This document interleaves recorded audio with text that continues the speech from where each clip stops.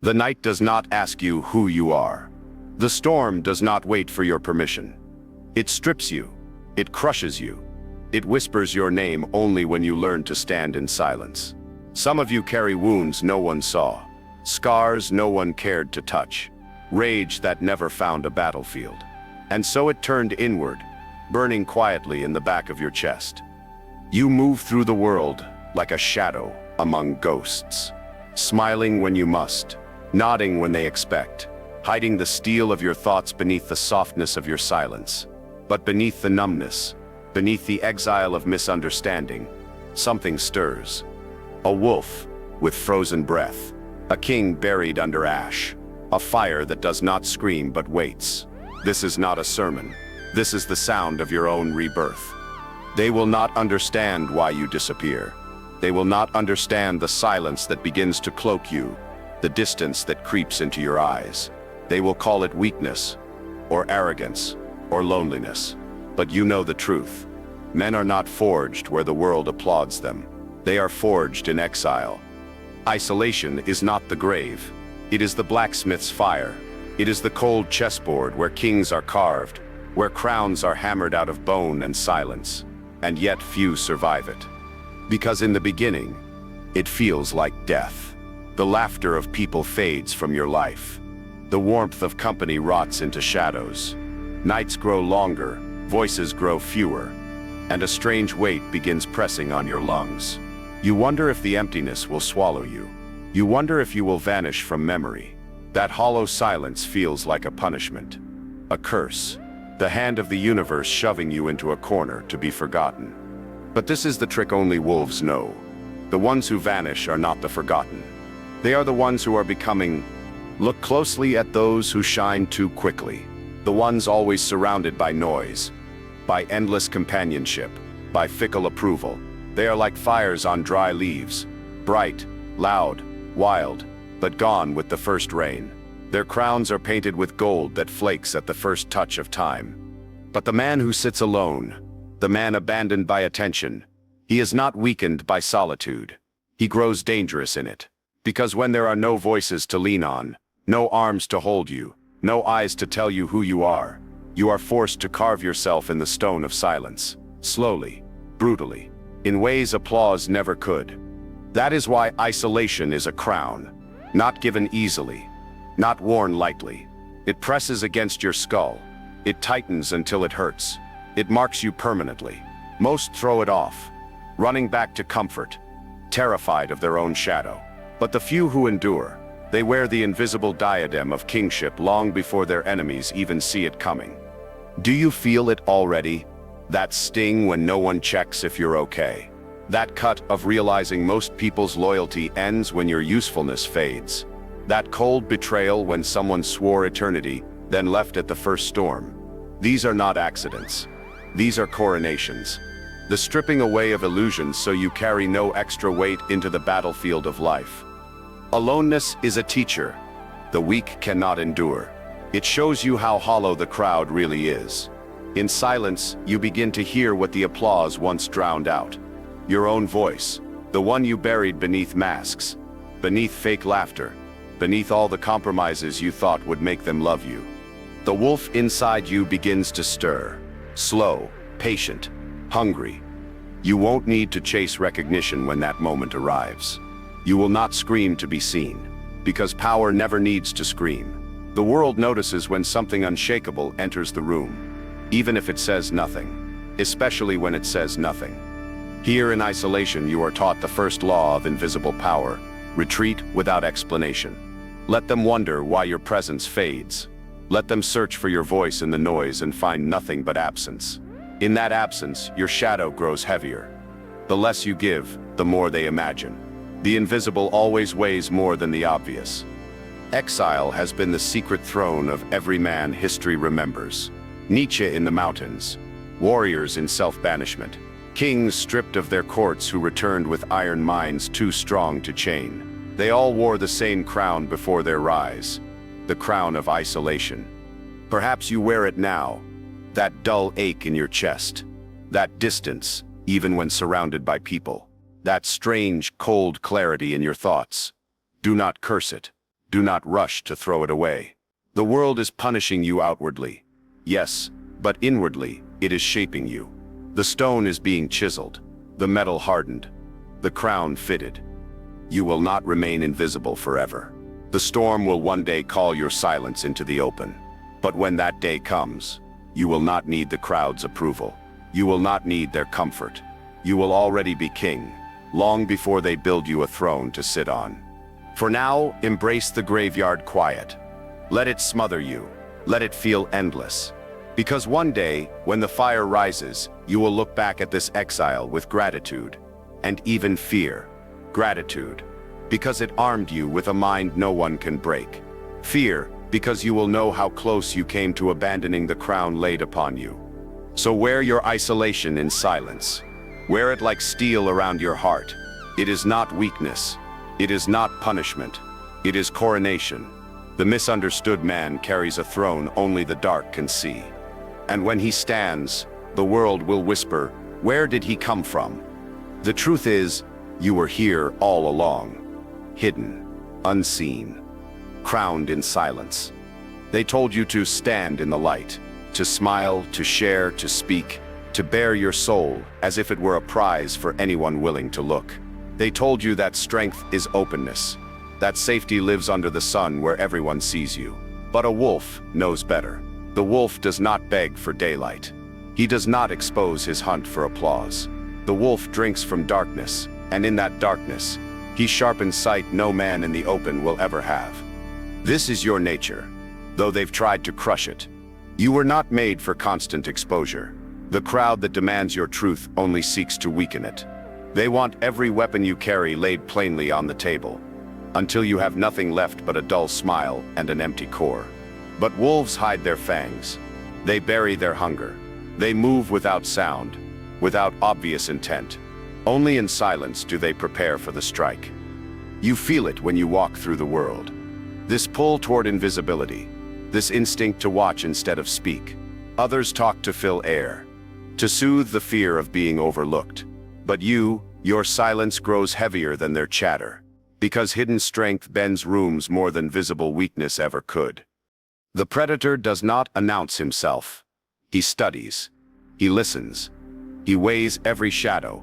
His patience terrifies because it cannot be read, and patience is the truest language of power. Most men cannot bear it. They rush. They chase noise. They reveal their desperation. In the hunt for significance, they reveal all their flaws. But the wolf that waits, the man who waits, that is the danger that no one prepares for. Understand this: to embrace the shadows is not to be cowardly. It is to command the battlefield. Others are blind too. People flinch in darkness. Their hearts panic when their eyes cannot guide them. But for you, the dark is sanctuary. You see clearer in it than they ever could in daylight. That is why wolves rise when the sun sinks. That is why you cannot thrive in the false brightness of constant exposure. You are designed for the game no one else dares to play. Think about the last time you stayed quiet while everyone else confessed. Something strange happened, didn't it? They mistook your silence for ignorance. But within minutes they revealed everything. Weakness, insecurity, fear. Silence is not emptiness. It is the mirror that crashes into their secrets. The less you reveal, the more the world strips itself bare in front of you. Darkness is the greatest interrogator if you have the strength to sit inside it. This is the hunger building in you now. Not loud, not desperate, but quiet, coiled, patient. And with each day, it grows stronger. This is where identity transforms. In hiding your steps, you force the world to guess. In concealing your intent, you force it into paranoia. The enemy burns faster when it cannot see the shape of the knife. Overexposed men are prey. Veiled men are predators. Some part of you already knows this. Look back on the times when you spoke too soon, revealed too much, trusted too easily. It ended the same way. Regret, betrayal, manipulation.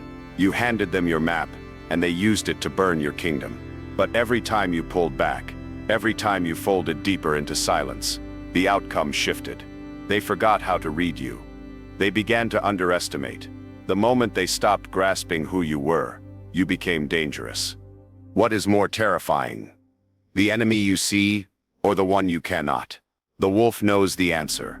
His bite begins in dread long before his teeth touch flesh.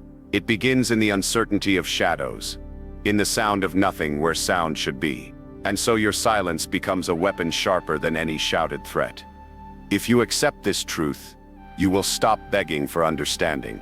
You will stop offering pieces of yourself to be approved. You will instead grow comfortable in being unseen, in being doubted, in being forgotten by the light. Because only then do you become untouchable. If they cannot measure you, they cannot predict you. If they cannot predict you, they cannot stop you. The wolf does not drink from the same streams as the herd. He finds water in darkness. He feeds where others fear to wander. He keeps his distance not out of mistrust, but out of instinct. For him, invisibility is advantage. His disappearance is not weakness. It is war. You must learn to bend yourself the same way. Keep your hunger secret. Let them misjudge your quiet nature as hesitation, as shyness, as irrelevance. Say less. Leave gaps. Sow uncertainty, and let them destroy themselves under the weight of their own assumptions. Their need for clarity is their own weakness. Your willingness to deny it is your strength. And when the strike comes, it will not be expected. It will not be prepared for. It will arrive like a cold flame out of nowhere, swift and merciless. The prey will ask, "How did I not see it?" The answer is simple: because you moved in darkness, and darkness is a crown for those willing to wear it. So when the world tells you to step into the light, smile but stay where you are. Do not give them the satisfaction. Nothing grows more lethal than the calm, unseen man who hides his fire under midnight skies. The wolf does not chase recognition because recognition brings weakness. He drinks from night, and in that night he becomes untouchable. Because light makes you predictable, but shadows make you immortal. Numbness, that dull ache in your chest, that feels like nothing and everything, all at once. It creeps in quietly after the betrayals, after the losses, after your fire has burned too hot for too long. You wake up, and the world feels gray. You stand among people and the words feel hollow. You try to feel and nothing answers. And so you wonder, have I died inside? But numbness is not death. It is transformation disguised as emptiness.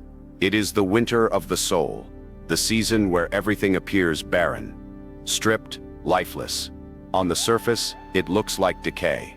But underneath, roots are hardening, soil is shifting, and the foundation of something unbreakable is growing in silence.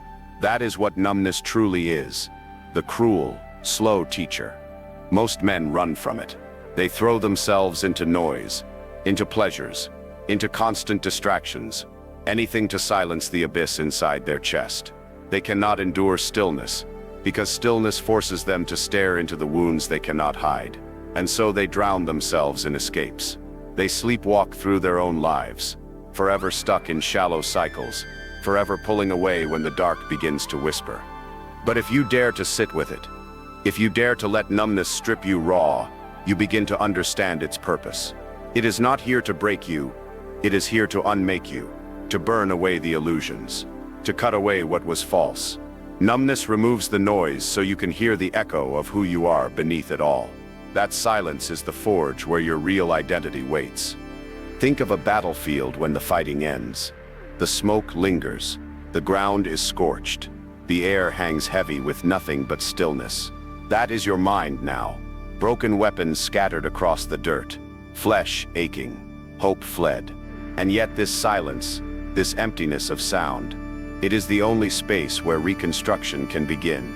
You cannot rebuild the city until the ruins are cleared. You cannot grow in truth until the old self has been hollowed out. Does it hurt to feel nothing? Of course. It is not soft. It is brutal. You remember the days when your heart beat faster, when emotion pushed you forward, when everything felt alive, and now you stare at walls and feel the weight of nothing pressing down. The danger is not in feeling nothing. The danger is in mistaking it for the end. But it is not the end. It is the crucible. Every scar you carry went through this season. Every man of steel you've read about. Every lone wolf who carved his throne. All of them passed through numbness. They walked the thorned path where laughter didn't reach. where joy felt foreign, where even rage seemed to vanish. And still, they endured. And because they endured, they emerged cold, precise, untouchable. The truth is, numbness protects you in ways you don't recognize yet. If pain burned without pause, you would collapse under its fire. If every betrayal stayed raw, you would bleed out before you became anything. Numbness is the scar tissue forming. The steel layering over the wound, it is your soul choosing detachment in order to survive. Do you see it? This so-called emptiness is not weakness. It is strategy written into your blood. So when you feel hollow, do not curse it. Sit in it. Let the silence gnaw. Let it cut. Let it eat away every falsehood inside you. Because eventually you will realize something terrifying. The numbness does not destroy you. It carves enough space inside you to hold power greater than you've ever known. A cup empties before it can be filled again. A man must die inside before he can be reborn outside. This is why numbness is a thorned path. Every step cuts. Every step draws unseen blood. But it is also the only road to rebirth. The herd flees from it. They rush back into comfort. They rush into shallow happiness, into meaningless chatter, into anything that fills the silence. And so they remain chained forever. But you who can walk the thorned path without flinching, you become something else entirely. And when spring finally breaks, it does not come like softness. It comes like steel. Emotions return, but they no longer control you. Fire burns again, but now you command it. You rise not frantic, not desperate, but calm, unshaken, dangerous in your quiet. For you have carried the winter and endured the void. You know what it means to operate with nothing, and the man who can move in nothing is the man who cannot be moved by anything. Remember this: numbness is the filter of men. It destroys the ordinary, but it crowns the dangerous. When you learn to drink silence like water and bleed without screaming, you cross the boundary the crowd will never approach. This thorned path is not easy, but it is necessary, for in its endless quiet, you will finally hear the truth that no one else dares to face. Numbness is not your enemy. It is your armor. It is your winter. It is the moment the old self dies, and the new predator begins to stir beneath your skin. And when the thaw comes, the world will not recognize you. Because numbness did not weaken you. It remade you. Pain. The world tells you to avoid it, medicate it, silence it, treat it as if it were poison. But men were never forged in comfort. Iron does not sharpen on velvet. Kings are not born in laughter. Warriors are not created in peace. Pain is the fire. The cruel, merciless forge, where the weak are melted down and the strong are reforged into something untouchable. You have felt it before. The betrayal that hollowed your chest. The rejection that cracked your pride. The loss that left you staring at the ceiling in silence, wondering who you were without the thing you thought you could never lose. It burned you once, maybe more than once. And in the moment it felt like the end. Everything you thought you were collapsed into ash. But fire has never been destruction alone. Fire is transformation. Look at the steel blade. Before it gleamed, it was shapeless ore buried in the dirt. Unremarkable, soft, fragile.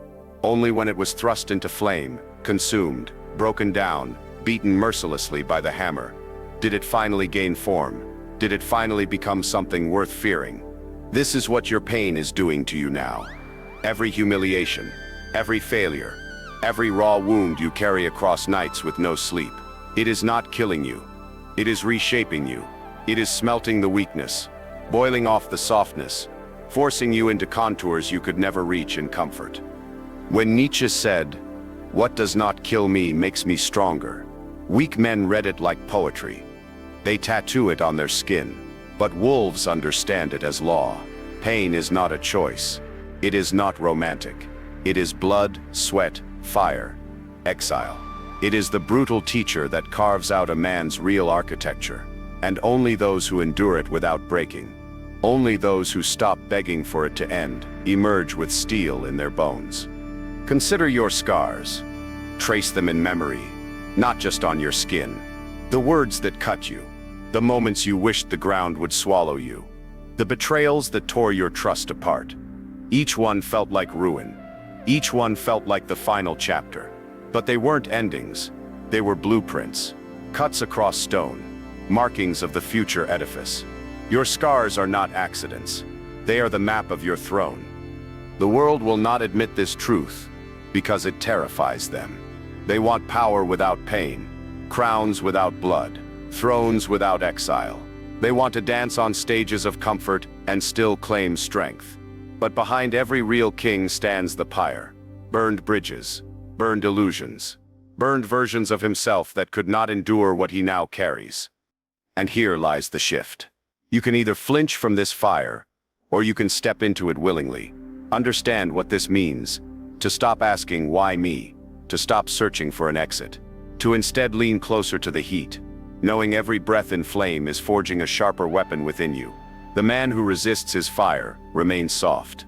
The man who embraces his fire becomes untouchable. You think pain leaves you broken. No, pain removes what was already breakable inside you. It kills the boy. It kills the dreamer. It kills the one who thought the world owed him something. That death is not cruelty. It is mercy. It clears the field for the warlord to rise. The boy burns and the predator is born in the ash. Every time you rise from pain, something shifts in the eyes of those around you. They may not name it, but they feel it. The silence in your presence grows heavier. The weight of your stare unsettles them. Pain either destroys the spirit or it engraves it into stone. And you are being engraved. Remember this: comfort makes men forgettable. Pain makes them unforgettable. Every great man you admire wore scars deeper than flesh. Pain did not crush them. It gave them language, it gave them strategy, it gave them steel. And now it is offering the same to you. So stop hiding from fire. Let it strike, let it scar, let it collapse the small identity you once clung to. Because once the flames die down, you will find yourself harder, colder, sharper. You will find that no applause was ever needed. The crown was already in your bones. And when the world sees you again, you won't need to explain your transformation. You will carry it in the way you walk, in the way you breathe, in the silence of your stare. Those who never touched the fire will not understand. They will feel it quietly and know without words, this one has burned and survived. Pain will visit you again. Betrayal will cut again. The fire will rise again. Do not curse it. Smile at it. Meet it as an old companion. For you no longer fear it. You drink from it. You wear it. And every time it finds you, you grow beyond the man you were before. So let the fire take what it must. Fear nothing in its flames. For every scar is an etching on the blueprint of your dominion. Every wound is a signature of the crown being carved inside you. And when you finally stand on the other side of smoke and ruin, what once tried to destroy you will whisper in awe, because the fire never broke you. It crowned you. The world fears silence. Watch them squirm when a pause stretches too long. Watch their eyes dart, their hands fidget, their mouths spill words simply to escape the weight of nothing. Noise is their shield, distraction, their drug. They cannot sit in stillness, because stillness presses against every hidden wound they've tried to bury. But you are learning the opposite. That silence is not emptiness. It is territory. It is dominance without display. It is the invisible throne upon which the most dangerous men sit. For in silence you control the rhythm of those around you. The louder they get, the calmer you remain, until they are exposed. Until their words bleed into weakness. Until, without realizing it, they have crowned you. Think of a battlefield. The loudest warrior charges first, screaming, desperate to prove his courage. But the seasoned killer waits. He barely breathes. He studies every opening, every flaw. He understands the law written into the marrow of men. The one who speaks less always sees more. Silence widens your sight. Noise narrows theirs. Have you noticed this already? In arguments, in conversations, in moments of tension. The man who rushes with words loses his weapon before the battle begins. He reveals too much, exposes too quickly. But the one who withholds, His silence weighs more than any sentence. His quiet grows unbearable until the room tilts toward him. This is not magic. It is strategy. Silence is the cloak of kings. It is absence used as presence, the unseen crown that bends men without chains. In a world that confuses volume with power, the man who does not need to be heard becomes untouchable. He is listened to, even when he says nothing. You can feel it when you practice it. Hold your tongue a little longer, and their discomfort cracks into desperation. They fill the air, revealing themselves. While you remain intact, they wonder what you think. They project onto your silence, painting you with mystery, with power, with fear. And all you did was nothing. That is the throne. Silence rules while others perform. Do not mistake this for passivity. Silence is not surrender. It is ambush. The wolf hiding in the brush, watching, waiting, calculating. The snake coiled in stillness before the strike. Power is never louder than necessary. It breathes in calculation, not chaos. Crowds will demand your voice. They will provoke you to explain, to justify, to confirm their illusions. Resist. Hold your silence like steel. Let them choke in the fog of their own questions. The longer you delay, the heavier your presence becomes. What they fear the most is not your words. It is the fact that you could speak, but choose not to. Restraint terrifies, because it always suggests depth they cannot measure. This is why the throne is built from silence. Every king who truly ruled commanded not by shouting but by withholding. His word was heavy, because it was rare. A single sentence cracked the ground because he did not waste it on noise. Learn the same law. Let fewer words escape you, but shape them like blades. Speak like thunder only once the silence itself has already softened the walls. There is another truth here. Silence is more than weapon. It is protection. It conceals strategy. It hides intentions. It removes weaknesses before they can be exploited. Every word you spill is ammunition handed to an enemy. Every revealing confession is a knife left in their hand. But silence denies them entry. They will search endlessly, but the door remains locked. And when the moment arrives where you choose to speak, when the storm within you finally releases a sparse, sharpened word, the impact will crush, because it is not a voice they hear. It is a verdict. Silence made it sacred. Silence made it law. Look at history. The most feared leaders, the most enduring rulers, were not those who always filled the air. They were men of stillness. They let others expend themselves in endless chatter, burning their energy, bleeding their secrets. And then at the right moment, came the sentence that steered entire nations. You are stepping into the same throne now. Every day you resist the urge to prove yourself with noise. Every time you let silence shield you, something shifts. You begin to radiate a presence that unsettles others. They cannot name it, but they feel it. The mystery, the calm, the unreadable strength. This is what crowns you above them without you lifting a finger. Silence does not beg. Silence does not chase. Silence does not kneel. It waits, it builds, it bends every knee, not with force, but with the weight of the unseen. And men will serve power. They cannot understand more than power they can touch. So learn to sit on this throne. Learn to let silence expand, even when it burns. Learn to let it suffocate those who cannot endure it. Because the man who can rule silence can rule anything. You do not need a crown of gold. You do not need shouts of allegiance. The unseen throne is heavier, older, greater, and it is built from silence. The louder they grow, the stiller you must become. The more they reveal, the less you should show. The chaos of the crowd will crown you without realizing it. Because true kings do not shout. True kings sit in silence, until the silence itself commands the world. Exile. The word alone tastes like ash. To be cut off, to be stripped of belonging, to walk without the warmth of a tribe, without the safety of voices that once called you brother. In the beginning, it feels like death. Your chest tightens with a loneliness you cannot explain. Faces blur, days merge. You wonder if you are disappearing. And in a way, you are. But not into nothing, into something else. something harder, something sharper. For it is always exile that breaks the illusions of a man and forges the iron of his mind. The crowd was chains, though you thought it was shelter. Their approval was rope around your throat, though you mistook it for love. Exile severs those chains. It tears you away violently, and though you bleed from the separation, the blood is the baptism into your real strength. Only alone do you begin to see the world without masks. At first it burns. The silence is too heavy.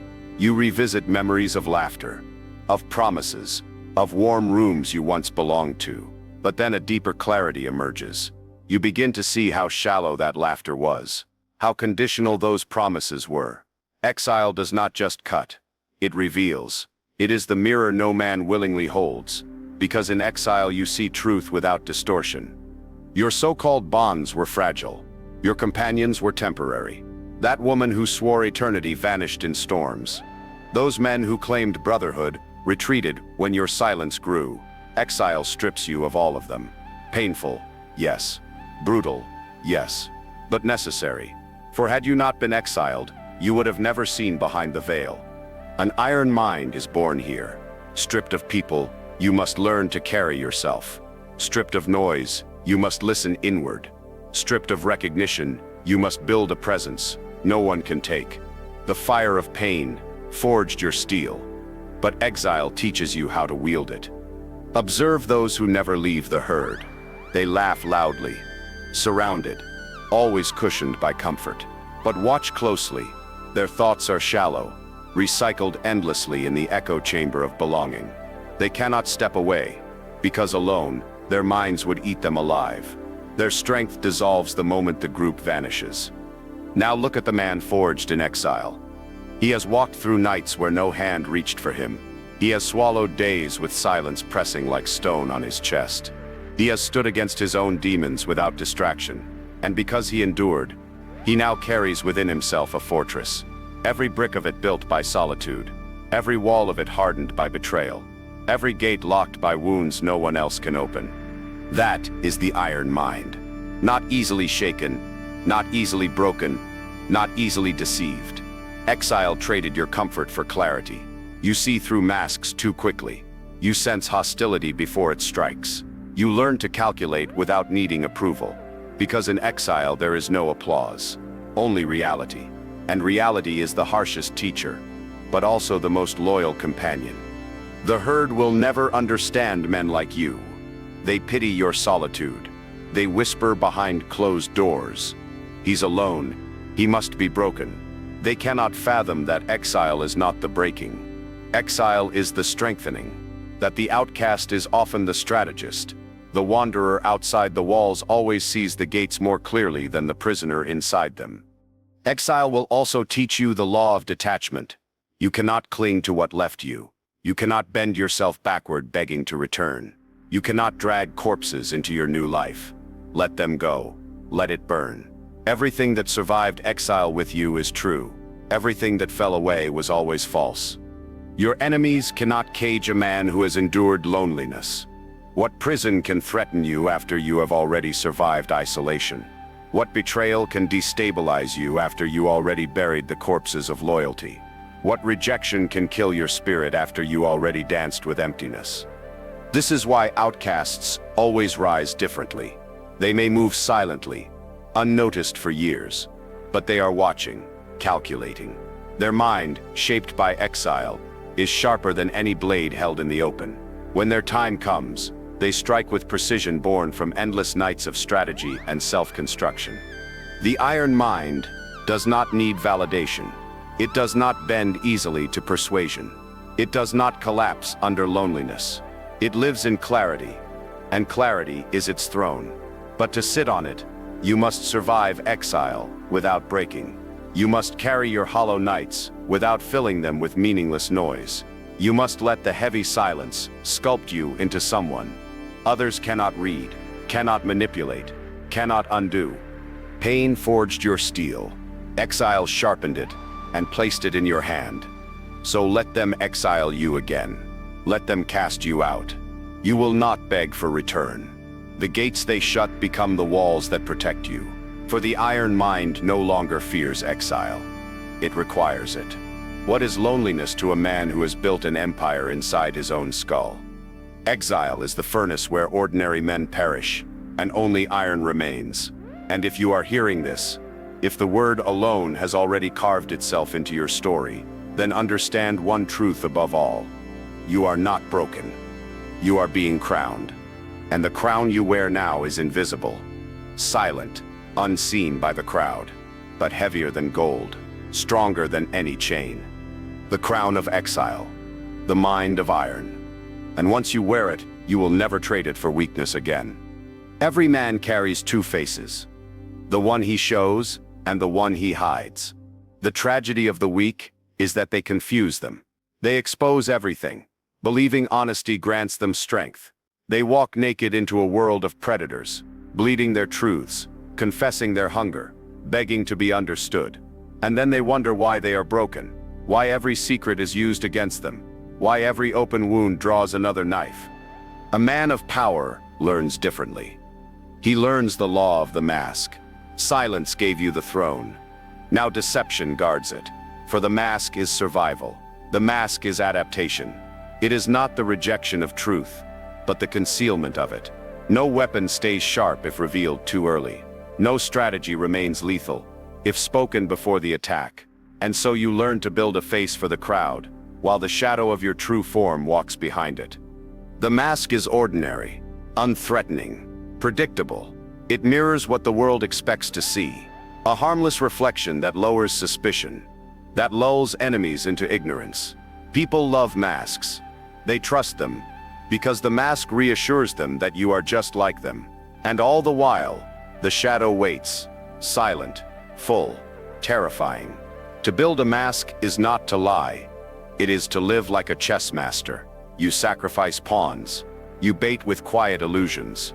You play into expectations while your true power gathers in darkness. The fool is the man who throws his king into battle at the opening move. The strategist cloaks his weapons. He lets the world forget he possesses them until the board is already his. Have you noticed? The more predictable you appear, the more invisible your depth becomes. The mask gives them comfort. They stop looking deeper. They underestimate you. They file you away as harmless, manageable, ordinary. Good. Let them. The underestimated man is the most dangerous man alive. But hold this truth. Your shadow cannot die. It is the reservoir of your real self. It holds your hunger, your rage, your ambition, your vision. It is the raw animal that waits quietly, sharpening itself in silence. The danger lies not in having a shadow, but in revealing it too soon. Those without patience let it leak. They scream their intentions. They weaponize too early. And by the time they move, their enemy is ready. Not you. You must master the duality. Hone your mask until it is second nature. Calm, ordinary, unassuming. Let the world think they know you. Let them underestimate your strength. Speak like the sheep, but think like the wolf. Smile when needed, nod when required, and walk with harmless ease. This is the cloak. This is the camouflage. Then from that quiet, when the moment demands it, unleash the shadow in full. The strike becomes a storm, because it came with no warning. This is how wars are won without armies. This is how kings rule without being noticed, until their control is already irreversible. The shadow is the throne. The mask is the curtain concealing it. Together, both form the strategy of unseen power. Learn the rhythm. Conceal, observe, calculate, strike. Never reverse it. Never strike before the mask is secure. Never reveal before the enemy is asleep inside your illusion. Let them think they see you. Let them speak openly in front of you. Let them confess under the weight of your silence. All they are doing is giving you ammunition while you reveal nothing. What makes this terrifying is not the strike. It is the dread that follows.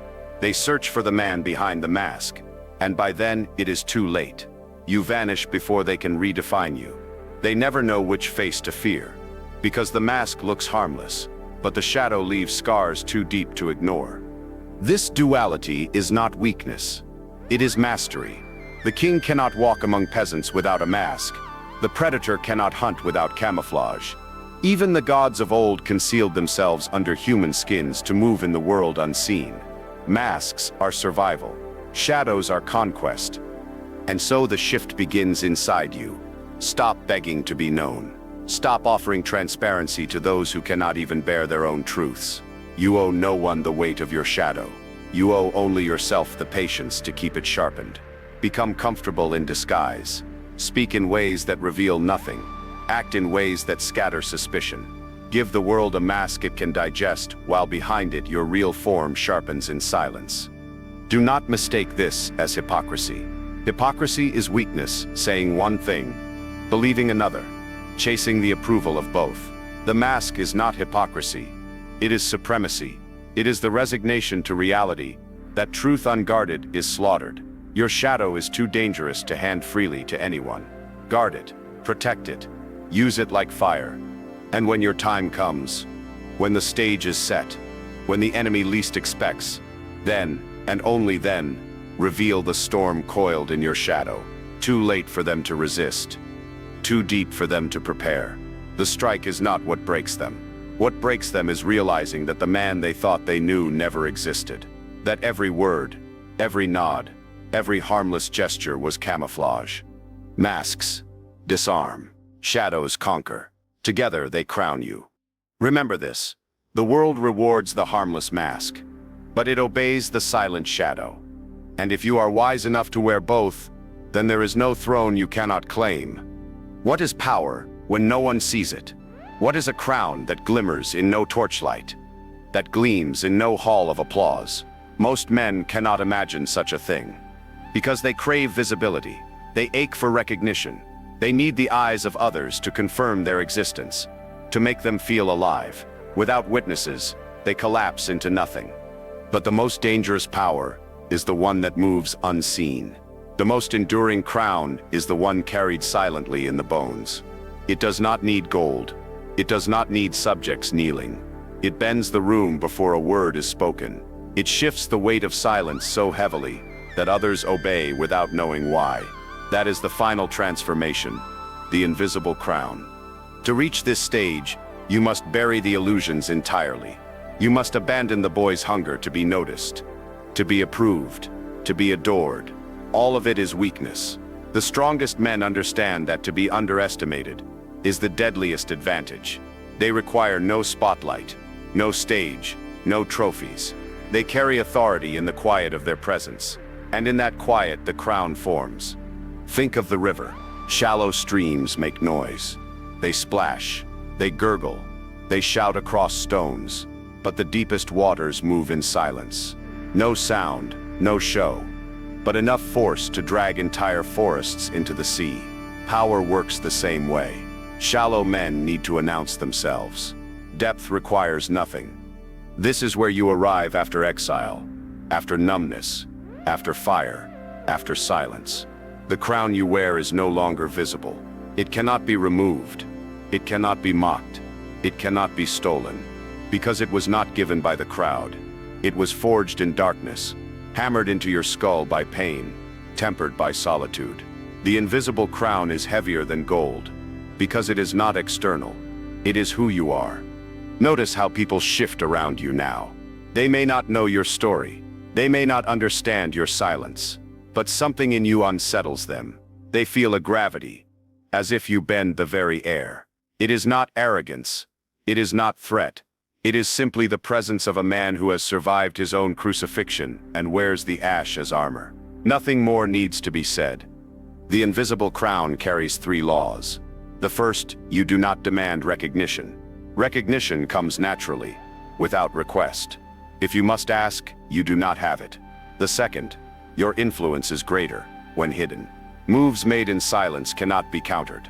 A strike unseen cannot be defended. The third, you require no validation. You could walk alone into a room filled with kings, and your silence would still bend them. This crown is not comfortable. It bears weight. The weight of scars. The weight of restraint. The weight of exile that never leaves you. But in carrying it, you rise above the desperate.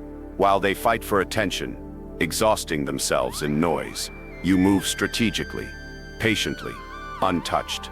They burn out under the lights. You endure in the shadows. And in the end, endurance always conquers. Do not misunderstand. Those addicted to applause will never see your crown. They will doubt you. They will dismiss your stillness. Let them. Their blindness only makes you stronger.